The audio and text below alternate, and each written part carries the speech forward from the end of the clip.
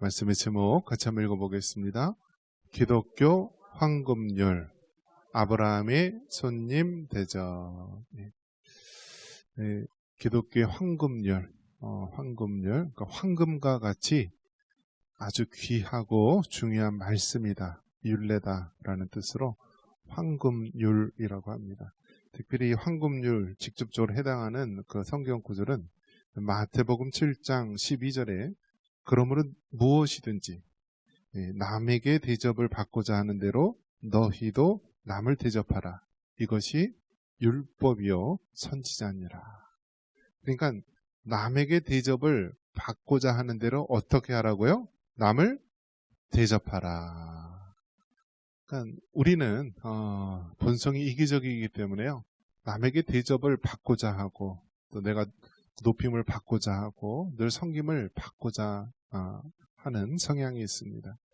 그런데 성경은 무엇이라고 얘기하냐면 내가 남에게 대접을 받고자 하는 대로 내가 먼저 다른 사람을 대접하라 라는 것입니다. 여러분, 세상이 얼마나 이기적입니까? 굉장히 이기적이고요. 또 어떤 특성이 있냐면 이 물질 만능주의 속에서 사람들이 모든 것을 이제 돈으로, 물질로 계산을 하다 보니까 인심이 각박하죠. 그래서 이 도시에 사는 사람들은 이제 귀농을 해가지고 이제 시골에 오면은요, 제일 먼저 무엇을 할 것 같아요, 여러분? 동네에 있는데 도시에 살던 사람이 시골로 와요. 그러면 제일 먼저 무엇을 할 것 같아요? 담을 높게 쌓는다라고 합니다.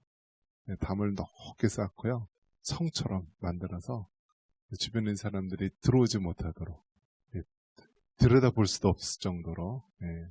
서울에서는 여러분 가장 좋은 동네가 어딘지 아세요? 그 강북에 있는 무슨 동이죠?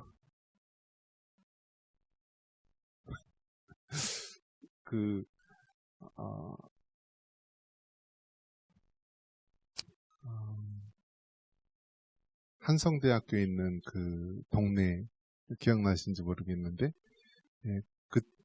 그쪽 동네 가면은요, 약간 이렇게 산 언덕식으로 이제 되고요.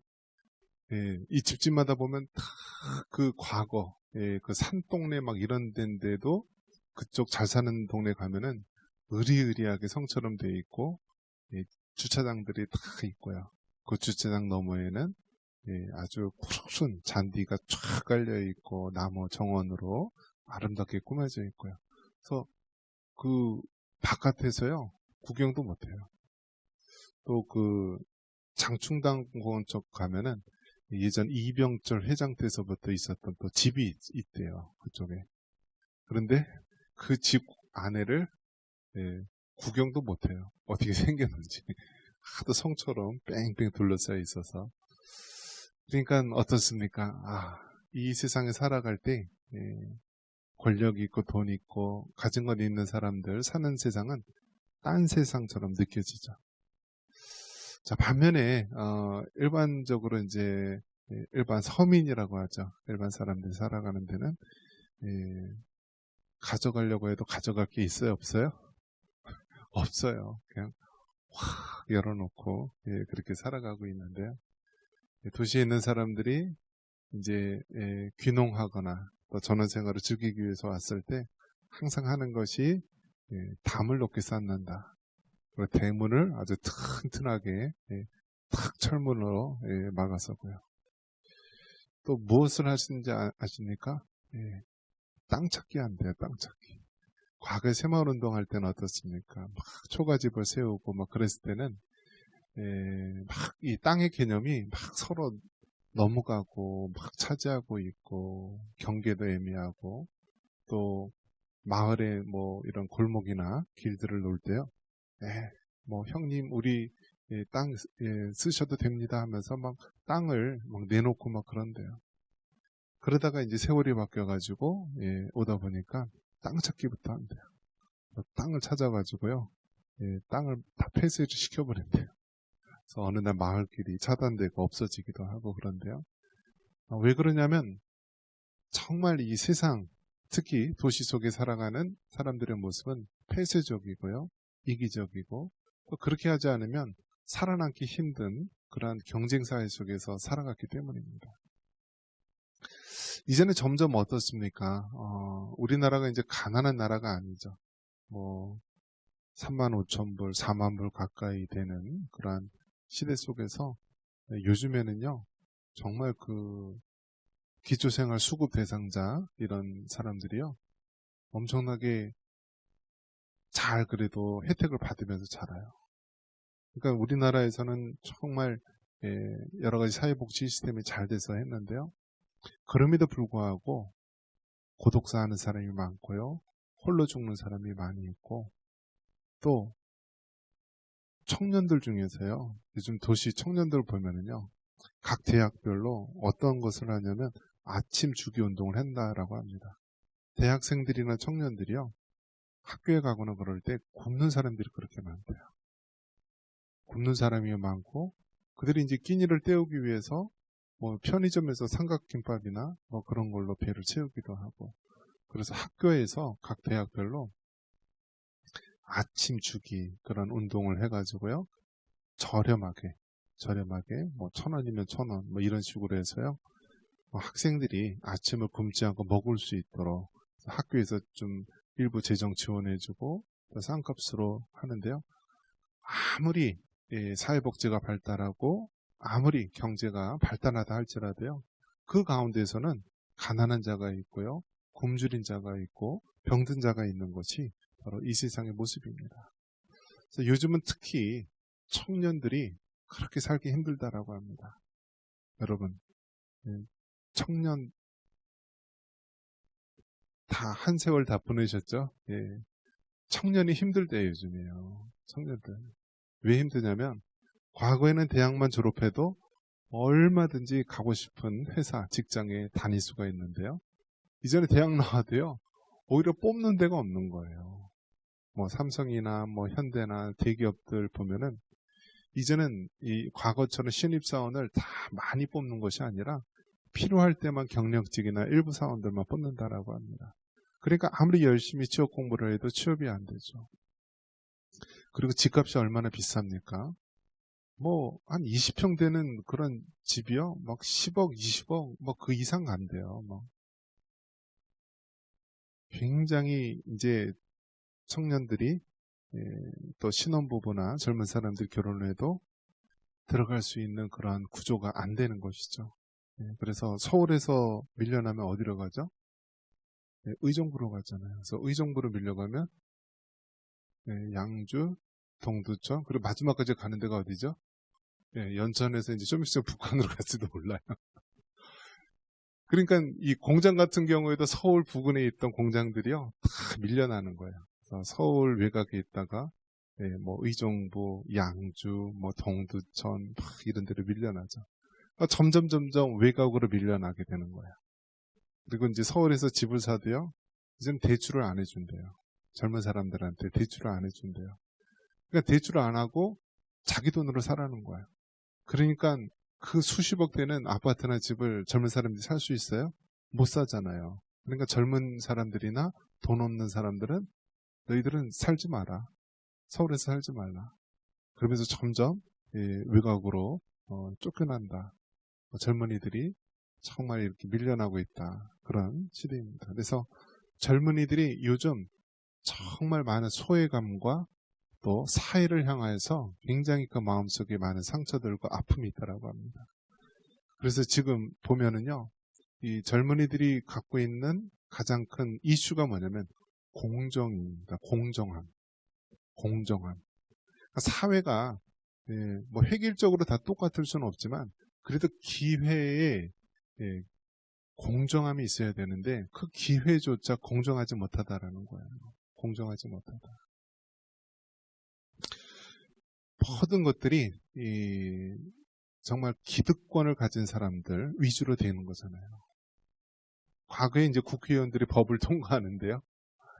막 어렵고 힘든 경제 속에서도요. 그 국회의원들 월급 올리는 거는요, 다 하나같이 여야 불문하고 올리는 일이 있더라고요.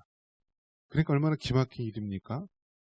국민들을 향하여서는 허리띠를 졸라매라, 아껴 쓰라 막 그러면서, 과거의 이 국회의원들 보면은 자기네들 이권에 관련된 것은 어마어마하게 또 높이는 것. 그것이 이제 이기적인 그들의 모습이기도 한데요. 오늘날 가장 이렇게 소외되고 또 살기 힘들다고 외치는 세대가 젊은 세대, 대학 청년들이라고 합니다. 그러한 가운데서 정말 우리가 가져야 될, 늘 되새기며 우리가 돌아봐야 될 말씀이 무엇이냐면 바로 기독교 황금률이라고 하는 이 말씀입니다. 남에게 대접을 받고자 하는 대로 우리가 남을 먼저 대접해야 되는 것. 이것을 한마디로 얘기한다면 섬김의 삶이라고 말할 수 있습니다. 섬김. 그래서 이 세상에서는요, 자기 피할 시대고 자기를 높이고 어떻게 쓰든지 남을 짓밟고 내가 1위의 자리에, 최고의 자리에 올라서는 것이 바로 이 세상의 모습이라고 한다면, 우리 그리스도인이 갖고 있는 가장 그 근본적인 자세는 무엇이냐면 예수 그리스도의 그 십자가의 사랑을 가지고 우리가 남들을 섬기고 대접을 받고자 하는 대로 먼저 다른 사람을 대접하고자 하는 이 기독교의 황금률에 해당하는 마음인 것입니다.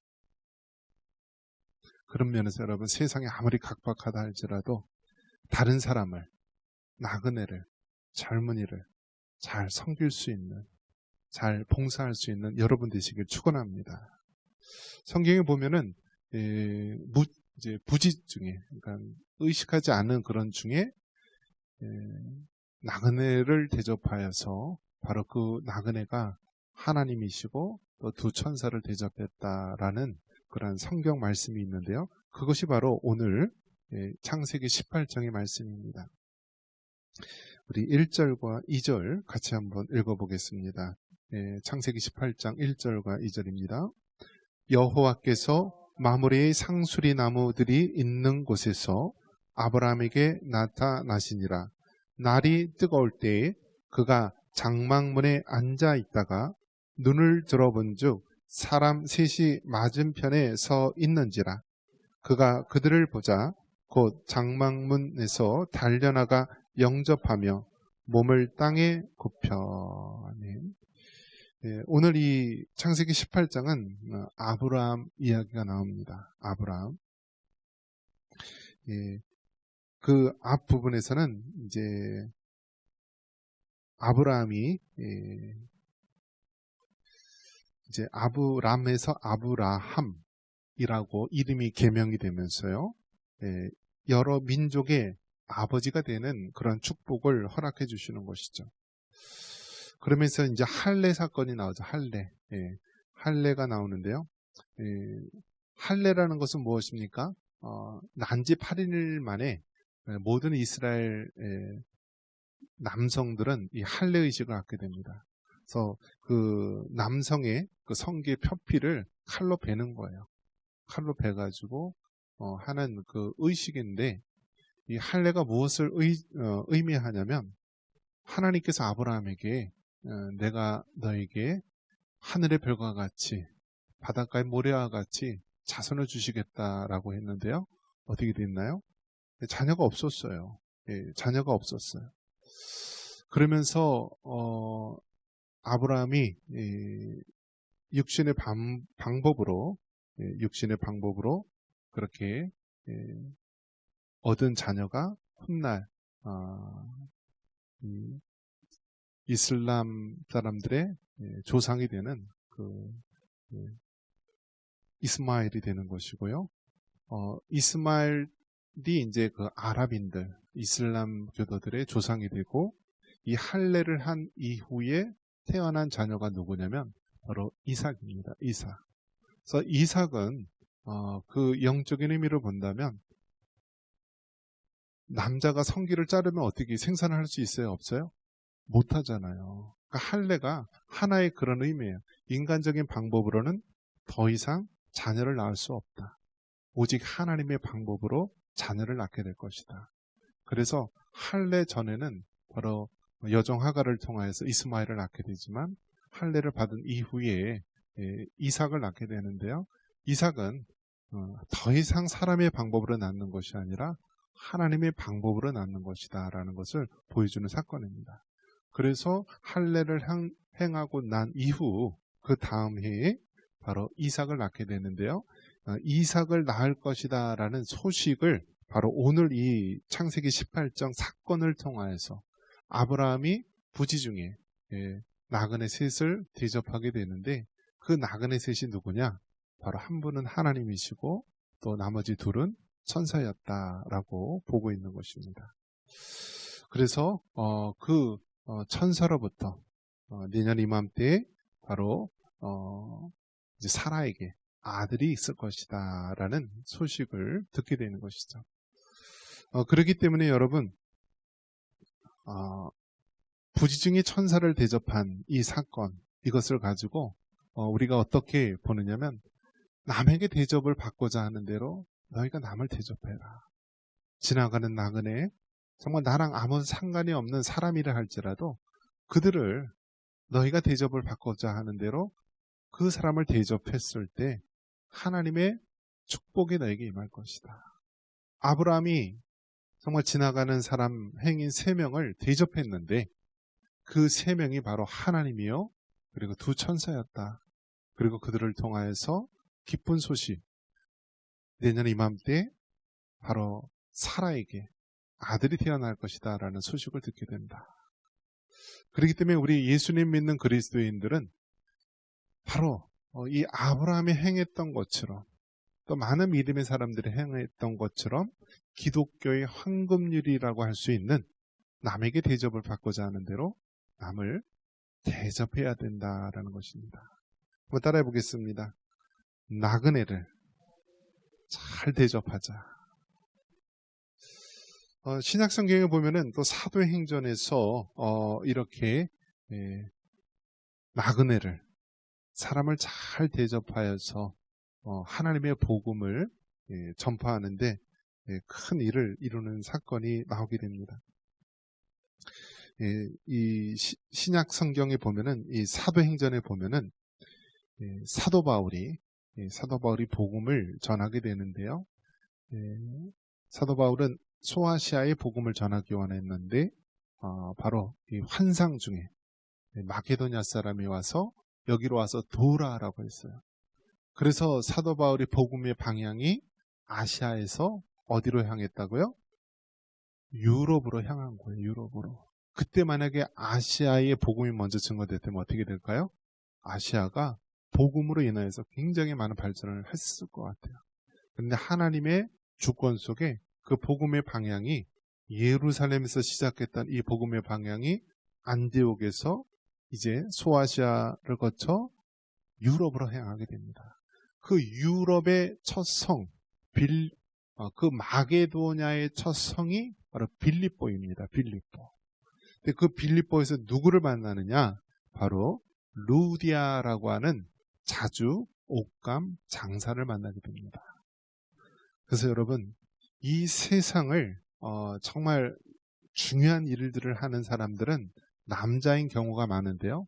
그 남자를 도와서 또 그 남자에게 많은 영향을 끼치는 사람은 여성인 경우가 굉장히 많습니다. 이 사도 바울이 복음을 전했을 때요, 헌신적인 믿음의 사람들이 굉장히 많이 있었어요.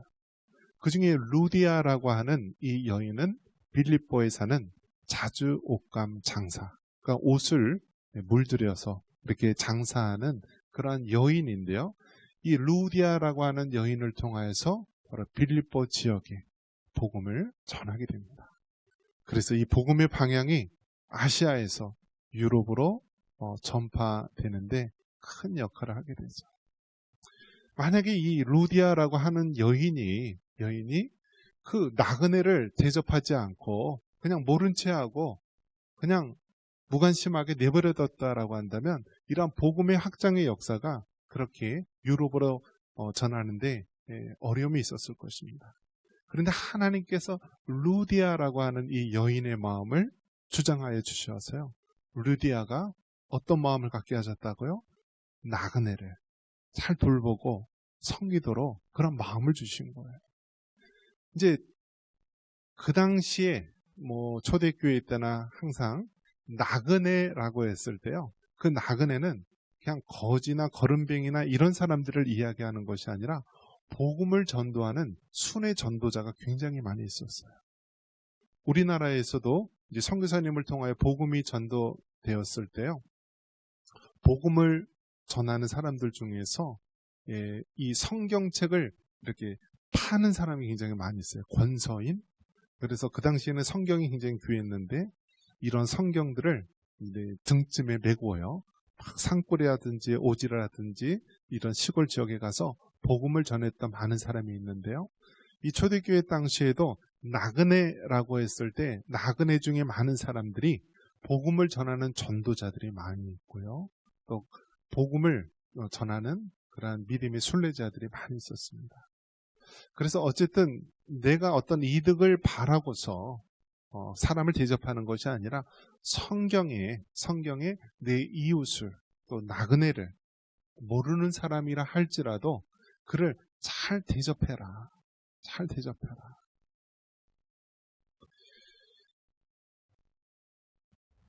어떤 사람이 이제 요즘에 젊은이들이요. 이제 그 횡단을 많이 합니다. 횡단. 그래서 뭐 걸어서 횡단하는 사람도 있고요. 자전거를 타고 횡단하는 사람도 있고, 뭐 차로 뭐 횡단하는 사람이 있고, 그런데요. 어떤 그 청년, 서울 시립대에 다니고 있는 군대 갔다 와서 청년이 있는데 이 청년은 굉장히 이 오지를 탐험하고 그러는데요. 뭐 험한 길, 마라톤 이런 데도 하고요. 아메리카 대륙도요. 이 서부에서 동부까지 자전거를 타고 뭐 한 달 뭐 이런 정해서 횡단을 하는데요. 이제 호주를 한번 도전을 해서요. 호주 이 서쪽에서 동쪽으로 자전거를 횡단을 하는 거예요. 그런데 얼마나 이 호주가 이 미국 땅은 그래도 도로라든지 그런 것이 잘 돼 있는데요. 호주는 너무나 개발이 안 된 곳이 많이 있는 거예요. 근데 한 도시에서 한 도시로 가야 되는데 자전거를 타고 가야 되는데요. 물이 공급이 안 되는 거예요. 그래서 뭐 한 이틀 정도는요. 자기가 쓸 물을 이렇게 짊어매고 가야 되는 거예요. 근데 가다 보니까 얼마나 어려운 일이 많이 있겠습니까? 길을 잃어버릴 수도 있고요. 날씨가 막 비가 오거나 막 그래서 길이 상태가 안 좋을 수도 있고 굉장히 어려운 거예요. 근데 그런 데서 보면은 그런 데서 그 원주민들, 호주에 사는 원주민들이 먼 나라 한국에서 자전거로 횡단하는 사람들 너무나 그 사람들이 대하는 모습을 보니까 기독교 정신으로요. 그 한국에 온 그 청년들을 도와주는 거예요. 그래서 잠도 이렇게 어디 지금 집 어디 쪽에서 텐트 쳐서 잘 수 있도록 하고 마실 물과 뭐 음식이나 또 여러 가지 이런 걸 돕는 것을 볼 수가 있습니다. 우리가 살아가는 이 세상에서는요. 기독교의 황금률이라고 할 수 있는 이 말씀처럼 너희가 남에게 대접을 받고자 하는 대로 남을 대접하라. 구약 성경에는 아브라함이 정말 부지 중에 그 나그네 3명을 대접했는데 그 중에 한 사람이 하나님이셨고 2사람이 천사였다라고 이야기를 하고 있습니다. 사도 바울이 복음을 전할 때에도 하나님께서 아시아에서 유럽으로 방향을 틀어서 복음을 전하라고 했을 때 생판 모르는 그 도시에 가서 복음을 전할 때 그 한 여인이 나그네를 대접한 것입니다.